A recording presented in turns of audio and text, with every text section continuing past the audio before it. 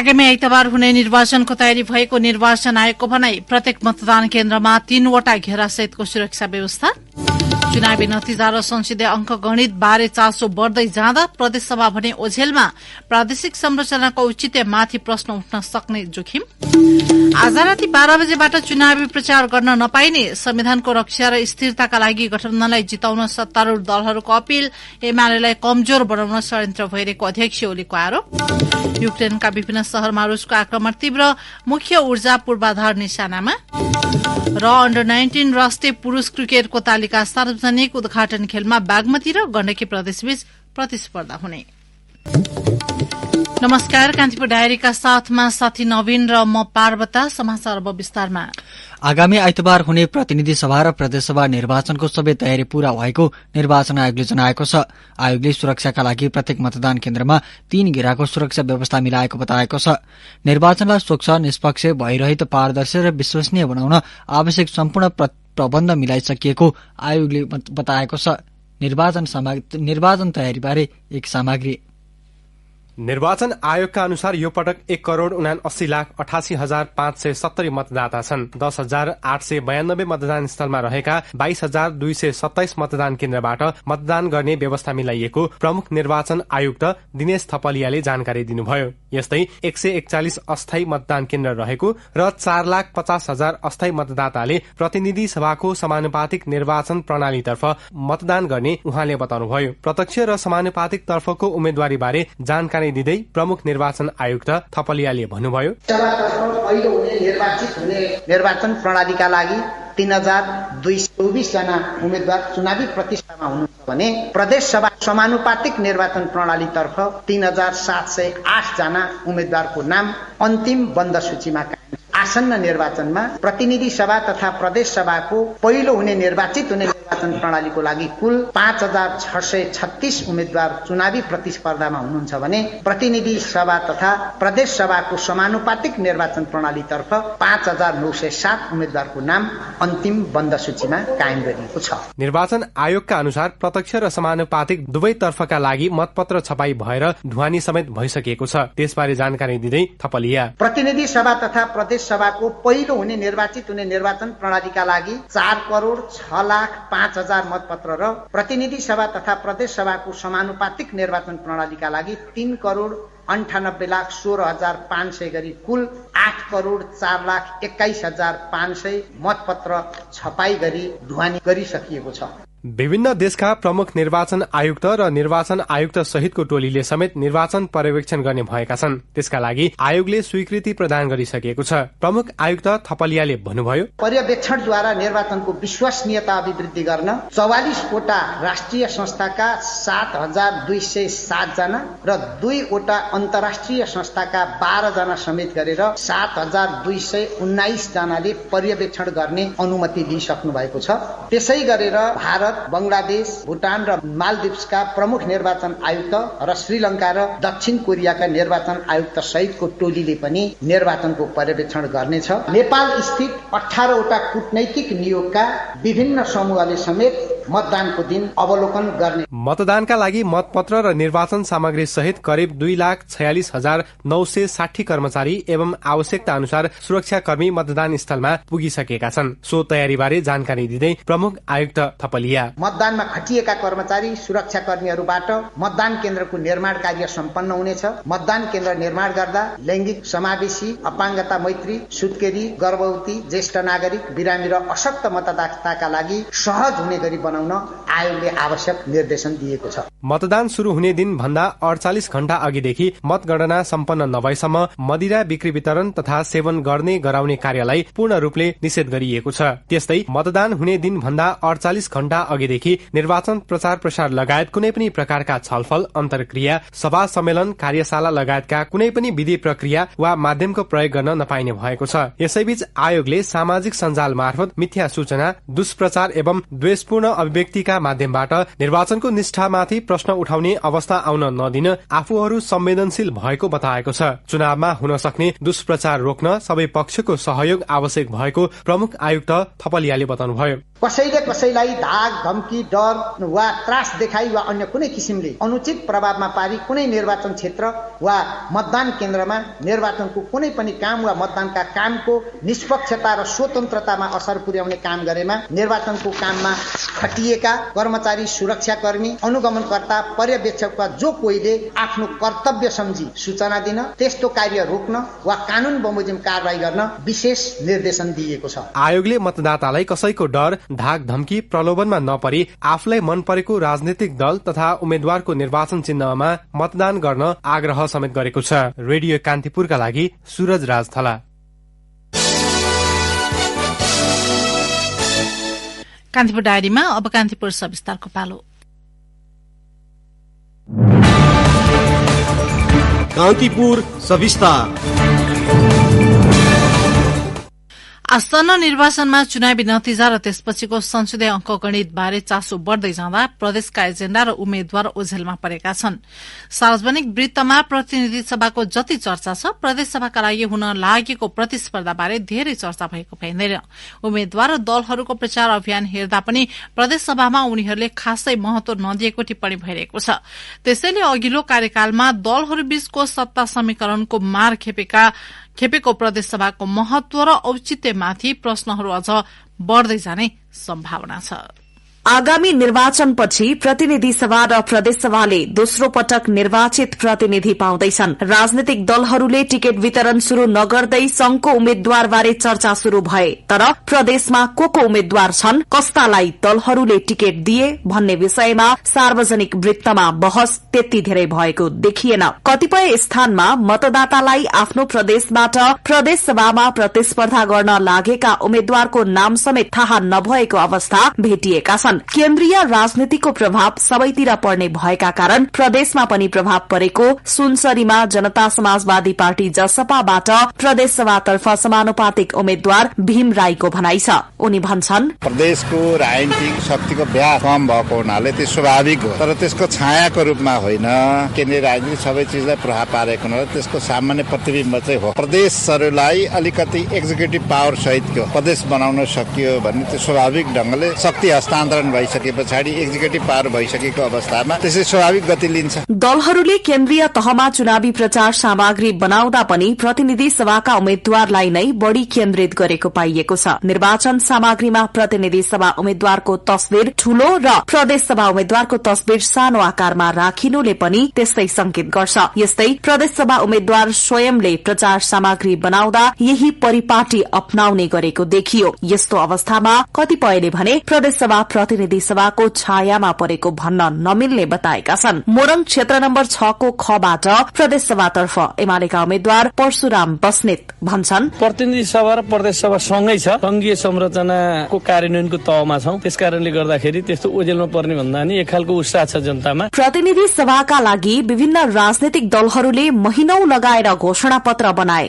तर प्रदेशका मुख्य एजेण्डा के हो भन्ने बारे मतदाता त्यति धेरै जानकार भएको पाइएको छैन। केन्द्र र प्रदेश सरकार दुवैका महत्व, जिम्मेवारी र पहिचान तोकिएका छन्। प्रदेशका उम्मेद्वार र उनीहरूका एजेण्डामा पनि प्रष्ट हुन नसकेको गुनासो समेत सुन्न पाइएको छ। प्रतिनिधि सभाका उम्मेद्वारको प्रभाव परे पनि आफूहरूको एजेण्डा नै कमजोर नभएको तर्क गर्छन् झापा क्षेत्र नम्बर 1 बाट प्रदेश सभातर्फ गठबन्धनका साझा उम्मेद्वार माओवादी केन्द्रका श्यामवीर लिम्बू। अलि हुन सक्छ, तर त्यो नै मुख्य चाहिँ होइन। आफ्नो स्वत्व छ नि त, त्यो स्वत्व स्थापित गराउनका लागि प्रदेश आफैमा कामयाब छ, केन्द्र आफैमा कामयाब छ। हामीले जनतालाई त्यसरी बुझाएका छौं। केही न केही चाहिँ माथिको आशीर्वाद लाग्छ कि भन्ने छ। क्षेत्र नम्बर 1 ले मात्रै होइन, देशले चिनेको व्यक्ति प्रतिनिधि सभामा उठ्दै गर्दा प्रदेशमा सामान्यतः त्यसको असर पर्दैन भन्न त सकिँदैन, तर त्यो नै फेरि प्रमाणित र तथ्य चाहिँ होइन। प्रदेश सरकार खारेज गर्नुपर्ने सम्मका आवाज उठिरहेका बेला प्रदेशसभा निर्वाचन र यसका एजेण्डा ओझेलमा पर्नु संघीयताका लागि राम्रो संकेत नभएको विश्लेषण समेत भएका छन्। अघिल्लो 5 वर्षे कार्यकालमा प्रदेशसभाले जसरी प्रभावकारी काम गर्न सकेको छैन त्यसरी नै यो संरचनाप्रतिको आलोचना मत्थर तत्काल देखिँदैन। नामाकरणमै भएका रस्साकसी र झमेला तथा दलहरूबीचको सत्ता समीकरणको प्रत्यक्ष मारमा परेको प्रदेशसभाको महत्वलाई बढ़ाउने दायित्व भने फेरि पनि प्रदेशसभाकै निर्वाचित सांसदको काँधमा आएको छ। रेडियो कान्तिपुरका लागि जिल्ला सहकर्मीहरूका साथमा पूजनी श्रेष्ठ, काठमाडौँ।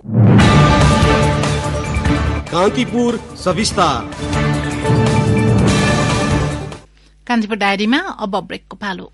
कान्तिपुर डायरीमा अब बाँकी प्रसंग। सत्तारूढ़ गठबन्धनले संविधानको रक्षा, स्थिरता र समृद्धिका लागि आफ्ना उम्मेद्वारलाई मतदान गरेर जिताउन अपील गरेको छ।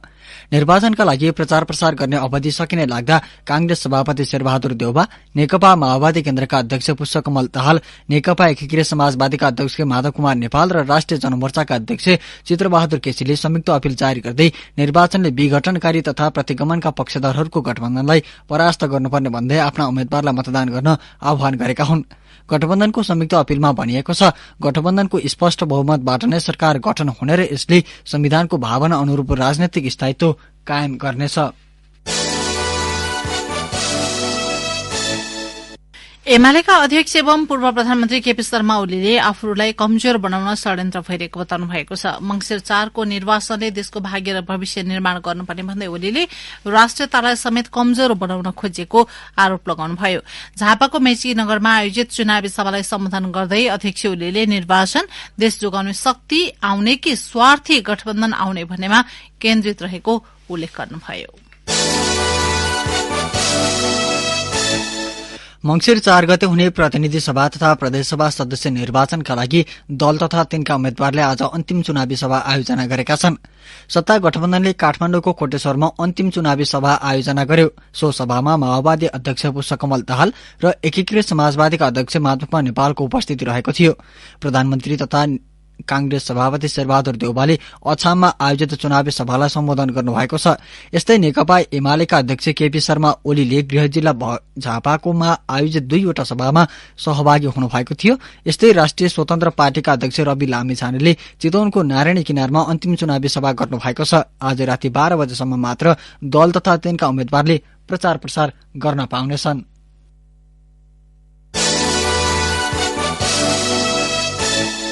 आसन्न निर्वाचनका लागि चितवन क्षेत्र नम्बर 2 मा प्रतिस्पर्धामा रहेका राष्ट्रिय स्वतन्त्र पार्टीका उम्मेद्वार रवि लामिछानेको नागरिकताबारे परेको उजुरीमा निर्वाचन आयोगले प्रमाणको आधारमा निर्णय गर्ने बताएको छ।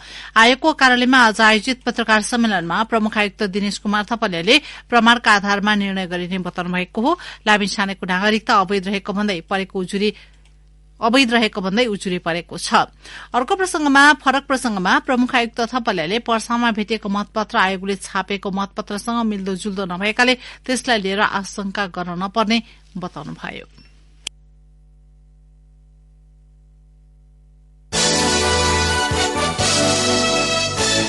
डोटीमा निर्वाचन सामग्री बोकेको जीप दुर्घटना हुँदा मतदान अधिकृत घाइते भएका छन्। बडीकेदार गाउँपालिका वडा नम्बर 5 उत्तर काँडामा जीप दुर्घटना हुँदा मतदान अधिकृत दिनेश सिरे खोला घाइते हुनुभएको हो। उहाँको अवस्था सामान्य रहेको जिल्ला प्रहरी कार्यालय डोटीका प्रमुख प्रहरी उपरीक्षक राजेन्द्र प्रसाद धमलाले बताउनुभयो। सिलगढ़ीबाट निर्वाचन सामग्री कर्मचारी बोकेर बडीकेदार गाउँपालिका वडा नम्बर 5 मार्कोट स्थित मतदान केन्द्र गइरहेका बेला ब्रेक फेल भएपछि दुर्घटना भएको हो। जेबमा कर्मचारी, सुरक्षाकर्मी लगायत 11 जनाको टोली सवार रहेको थियो।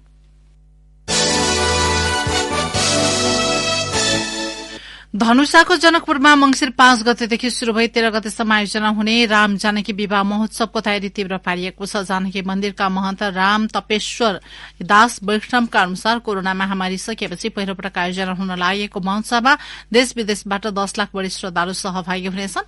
प्रत्येक वर्ष मंसिर शुक्ल पक्षको पञ्चमी तिथिमा मिथिलाञ्चलभर आयोजना हुने राम जानकी विवाह महोत्सव साताव्यापी मनाउने परम्परा रहिआएको छ। कोरोना महामारीको प्रभाव घटेको तथा जनकपुर जयनगर रेल सेवा सञ्चालनमा आएकाले श्रद्धालुको संख्या बढ्न सक्ने बताइएको छ।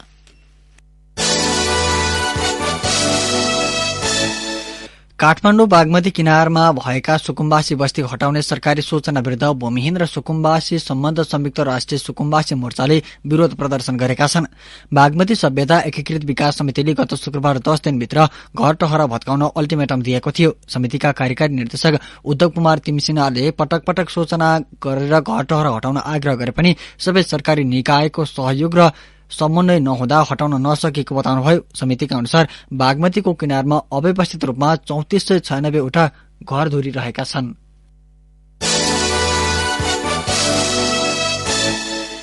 नेपालमा पछिल्लो पटक थप 5 जनामा कोरोना भाइरस संक्रमण पुष्टि भएको छ। स्वास्थ्य तथा जनसंख्या मन्त्रालयको तथ्याङ्क अनुसार 1252 जनामा गरिएको नमूना परीक्षणबाट सो संख्यामा संक्रमण पुष्टि भएको हो। आज 26 जना संक्रमण मुक्त भएका छन्। मुलुकभर कोरोनाको सक्रिय संक्रमितको संख्या 453 जना रहेको छ। त्यस्तै पछिल्लो समय देशको 7वटा प्रदेश अन्तर्गत 77 जिल्लामा डेंगी फैलिसकेको छ। गत साउन महिनादेखि हालसम्म 51170 जनामा डेंगी संक्रमण देखिएको छ। हालसम्म डेंगीका कारण 57 जनाको मृत्यु भएको मन्त्रालयले जनाएको छ। कान्तिपुर डायरीमा पुनः ब्रेकको पालो। ब्रेकपछि कान्तिपुर डायरीमा अब आर्थिक प्रसंग। नेपालमा कृषि वस्तुको आयात घटेको सरकारी तथ्याङ्कले देखाएको छ। कृषि तथा पशुपक्षी विकास मन्त्रालयले सार्वजनिक गरेको 3 महिनाको प्रगति समीक्षाले 32% आयात घटेको देखाएको हो। चालू आर्थिक वर्षको 3 महिनामा 69 अर्ब 16 करोड़ रुपियाँको कृषि वस्तु आयात भएको छ। गत वर्ष सोही अवधिमा 1 खर्ब 16 करोड़ रुपियाँको वस्तु आयात भएको मन्त्रालयको तथ्याङ्कमा उल्लेख छ। गत वर्ष 1 खर्ब 1 अर्ब रुपियाँ बढीको आयात भएको चामल यो वर्ष 53 अर्ब 20 करोड़ रुपियाँमा आयात भएको छ। यस्तै गत वर्षको 3 महिनाको अवधिमा 56 अर्ब रुपियाँ बढीको मकै आयात भएको थियो। यो वर्ष 34 अर्ब रुपियाँको मात्रै आयात भएको छ। नेपाल वायु सेवा निगमले यही मंगिर 12 गतेदेखि भैरवा स्थित गौतम बुद्ध अन्तर्राष्ट्रिय विमानस्थलमा उडान गर्ने भएको छ। निगमका कार्यकारी अध्यक्ष युवराज अधिकारीका अनुसार पहिलो चरण अन्तर्गत मंगिर 12 का दिन एउटा उडान हुनेछ। त्यसपछि सातामा 2 दिन बुधबार र शुक्रबार निगमको विमानले भैरवाबाट पनि उडान गर्नेछ। नागरिक उड्डयन प्राधिकरणका सहायक प्रवक्ता ज्ञानेन्द्र भुलका अनुसार अहिले निगमको काठमाडौँबाट उडेको विमान दिल्ली पुगेर भैरवा फर्किनेछ। त्यहाँबाट यात्रु ओह्रालेर काठमाडौँ फर्किनेछ। यात्रुको चाप वृद्धि भएपछि निगमले भैरवाबाट सीधा दिल्ली उडान गर्ने भुलले बताउनुभयो। अब शेयर कारोबार हुने साताको अन्तिम दिन नेप्से दोहोरो अंकले बढ़ेको छ। शेयर कारोबार मापक नेप्से 25.57 अंकले बढ़ेर 1936.83 बिन्दुमा पुगेको छ। त्यस्तै ठूला कम्पनीहरूको मापन गर्ने सेन्सेटिभ परिसूचक 4.49 अंकले बढ़ेर 381.06 बिन्दुमा पुगेको छ।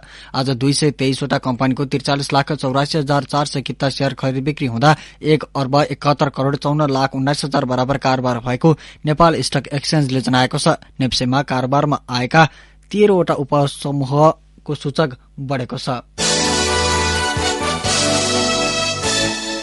अब अन्तर्राष्ट्रिय प्रसंग। युक्रेनका विभिन्न शहरमा रूसले आक्रमण तीव्र पारेको छ। रूसले पछिल्लो पटक डिनिप्रो स्थित ग्यास प्लान्ट र एक मिसाइल कारखानामा गरेका आक्रमणमा परि 4 जनाको मृत्यु भएको अधिकारलाई उद्धृत गर्दै बीबीसीले जनाएको छ। पछिल्लो आक्रमणमा रूसले युक्रेनका मुख्य ऊर्जा पूर्वाधारलाई लक्षित गरेको छ।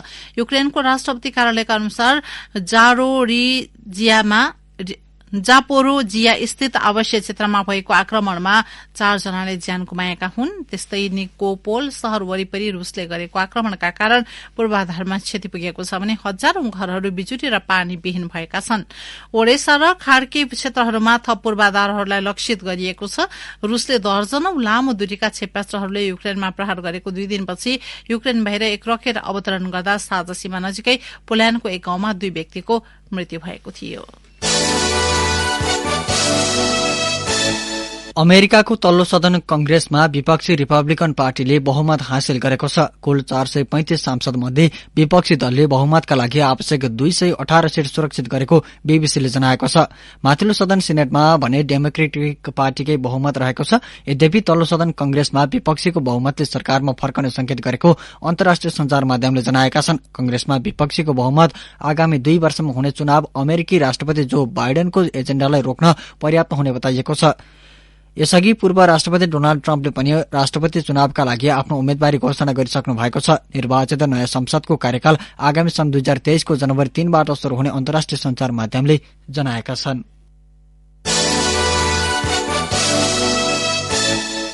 अब एउटा खेल प्रसंग अन्डर 19 राष्ट्रिय पुरूष क्रिकेट प्रतियोगिताको खेल तालिका सार्वजनिक भएको छ। प्रतियोगिताको उद्घाटन खेलमा बागमती प्रदेश र गण्डकी प्रदेशबीच प्रतिस्पर्धा हुनेछ। मंसिर 7 देखि 19 गतेसम्म आयोजना हुने प्रतियोगितामा 7 प्रदेशले सहभागिता जनाउनेछन्। प्रतियोगिता अन्तर्गतका खेलहरू कीर्तिपुर स्थित त्रिवे क्रिकेट मैदान र मूलपानी क्रिकेट मैदानमा हुने नेपाल क्रिकेट संघ क्यानले जनाएको छ। अन्त्यमा बुलेटिनका प्रमुख प्रसंग पुनः एकपटक। आगामी आइतबार हुने निर्वाचनको तयारी भएको निर्वाचन आयोगको भनाई। प्रत्येक मतदान केन्द्रमा 3 वटा घेरा सहितको सुरक्षा व्यवस्था। चुनावी नतिजा र संसदीय अंकगणित बारे चासो बढ़दै जाँदा प्रदेशसभा हुने ओझेलमा प्रादेशिक संरचनाको औचित्यमाथि प्रश्न उठ्न सक्ने जोखिम। आज राति 12 बजेबाट चुनावी प्रचार गर्न नपाइने संविधानको रक्षा र स्थिरताका लागि गठबन्धनलाई जिताउन सत्तारूढ़ दलहरूको अपील। एमालेलाई कमजोर बनाउन षड्यन्त्र भइरहेको अध्यक्ष ओलीको आरोप। युक्रेनका विभिन्न शहरमा रूसको आक्रमण तीव्र, मुख्य ऊर्जा पूर्वाधार निशानामा। र अन्डर 19 राष्ट्रिय पुरूष क्रिकेटको तालिका सार्वजनिक। उद्घाटन खेलमा बागमती र गण्डकी प्रदेशबीच प्रतिस्पर्धा हुने। हब्स त यिनै प्रसंगसँगै कान्तिपुर डायरीको यो बुलेटिन यही सकिन्छ। राति 8 बजे सेक्युरिटी एण्ड क्राइम डायरी हुनेछ। साथी नवीन र म पार्वता आज्ञा माग्छौं। नमस्कार।